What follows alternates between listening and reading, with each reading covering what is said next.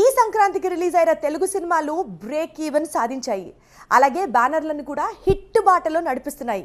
Content ఉంటే చాలు success fix అనుకున్నట్టు సినిమాలు సూపర్ డూపర్గా పర్ఫామ్ చేస్తున్నాయి. అయితే మరి ఈ సంవత్సరం ఏ సినిమాలు ఎంతెంత కలెక్షన్లు రాబట్టాయి, ఏ సినిమాలు హిట్ టాక్ని సంపాదించుకున్నాయి, ఎప్పుడు చూద్దాం. సంక్రాంతి పండుగ సీజన్కు తగ్గట్టుగా వచ్చిన సబ్జెక్ట్ సినిమాలు మంచి వసూలు రాబడుతున్నాయి.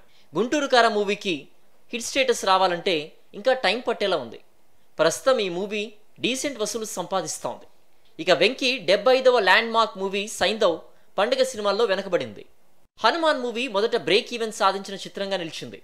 విడుదలైన అన్ని చోట్ల నుంచి పాజిటివ్ టాక్ సొంతం చేసుకుంది. లాభాల బాటలోకి వచ్చింది. ఇక సోగ్గాడు నాగార్జున మరోసారి సంక్రాంతి విన్నర్ అనిపించుకున్నాడు. నాసామిరంగ మూవీతో హిట్ కొట్టాడు.